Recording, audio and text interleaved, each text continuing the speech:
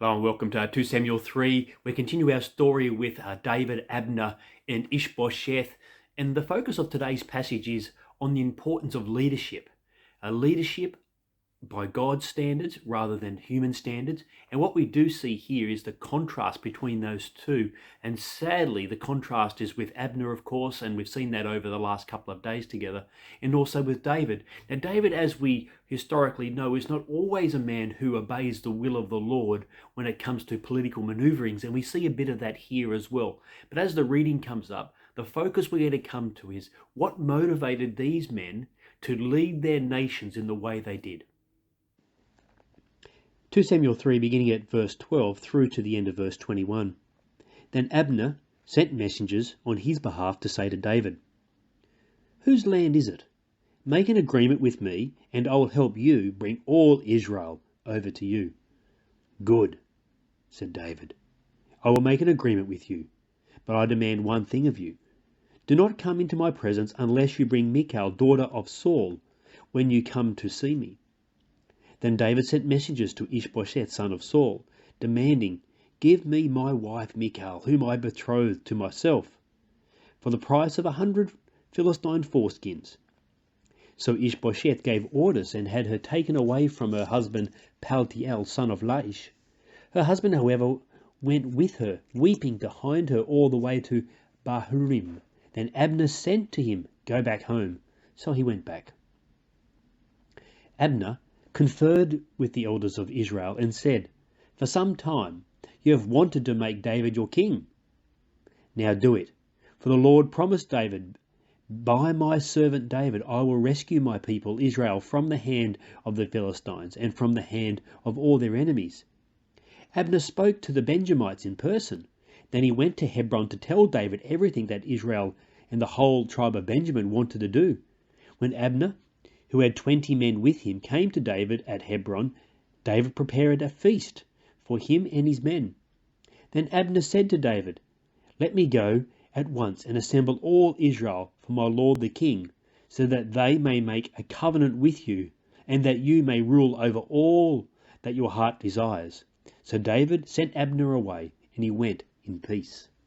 We can see straight away from verse 12 what motivates Abner. He believes that he has the power of God almost to make David's kingdom come true. Abner's passion and desire for himself and self-preservation and power knows no limits. He is absolutely in charge of the deliberations for the northern kingdom, and he knows it. He has had that victory over Ishbosheth, but he doesn't kill him or anything like that. After all, he is a member of his own family, but more to the point, he has no need to. Abner knows he's in charge, and he says in verse 12 to David, "Whose land is it?" I think he's implying that I am in charge of making the decisions that come from the northern kingdom. Now, what we have here is, I think, a sign of the peace treaty that wants to be brought to fruition by Abner. He sees the eventual decline of the northern army under Ishbosheth. He can see that he's going to lose. He almost got killed. His troops annihilated, remember, in absolute vast numbers were they defeated by that small raiding party that looked like a peace treaty happening way back with Azael, Abishai, and Joab. The key was, of course, he was going to lose. But before that happened, he thought it best to negotiate a treaty with David, even though he's not the king. But basically he knows he's in charge. And so he calls out to David. David knows he has the leadership under his own belt. And so he now says, a bit like what Abner did in the previous episode with the concubine, he says, "Look, a sign of this kingdom coming back together is for you to bring Saul's daughter, who is my first wife, back to me." In other words, I am going to be part of Saul's family. I have never stopped being part of Saul's family. I've always wanted to continue my role as part of Saul's family. I cared for him. He did not care for me. I loved Jonathan. He loved me. I am the son-in-law of Saul, remember, Abner. So bring the wife back to me. Now you'll notice here that Abner is very clever. He does not instruct David on, sorry, mate, I'm afraid we palmed her off onto someone else for the last sort of a dozen years or so, and she may be a little bit committed to that relationship. Abner, of course, has no desire to worry about personal affairs of other people. He's only concerned about uniting himself under the lordship now of David. And so the text continues, and he basically agrees to do that in verses 13 onwards. David, though, makes sure that he speaks to Ishbosheth to eradicate any future problem with this political alliance, and he does so.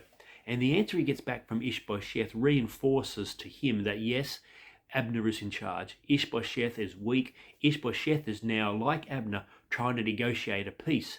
And that explains a little bit of what happens with Abner's desire to go and speak to the tribe of Benjamin, as well as to all the elders of Israel. They're basically trying to make sure that life returns to normal as quickly as possible. No one wants a war that Israel is going to lose. Civil wars create civil disobedience, and the civil problems that would result from that war would be catastrophic to the elders of Israel. And so they want a quick and immediate handover. And for them, really, it doesn't really have a lot of changes. And I think that's often how we feel about leadership, especially governmental leadership. Whether there's the ALP or the Liberals in charge, our lives tend to continue on regardless. And I wonder whether this is part of the backdrop to a lot of the elders and just the general sort of hoi polloi of the people in Israel. Whether David's the king or Saul or Ishbosheth or Abner or Joab doesn't actually make a great deal of difference to them. They're going back their normal agricultural and sort of artisan lives, whether David's in charge or not. And so they're quite happy really to have David in charge, and they also know what type of man David is. He's a warrior, a leader, and he looks like he'll be victorious. And so Abner negotiates with those leaders in order to have a effective, seamless, painless, and non-violent transfer of power. In the interim, he goes to retrieve Michal, David's first wife, but he has to do it from her current husband, which she's at least been there 7 years, and potentially a lot more, from Paltiel. And this is quite a sad story if you read it. Her husband, however, went with her, weeping behind her all the way to Bahurim. So it seems like he loved his wife. We don't know Michal's understanding here, but when we see her next, she's bitter and upset because she's been handed around like property between Saul and David here. And whilst David may or may not have known the outcomes of those decisions, Abner certainly did, and he certainly did not care. And so she's been used as a collateral piece within this particular relationship. What we're seeing here really is that leadership, when it is not instructed by God, generally leads to political decisions that don't have the long-term consequences of God's people at heart. Abner really does reinforce this when he talks to those Israelite leaders in 17 onwards. Listen to these words. It sounds like Abner's a prophet of God. He says, "For some time you've wanted to make David your king.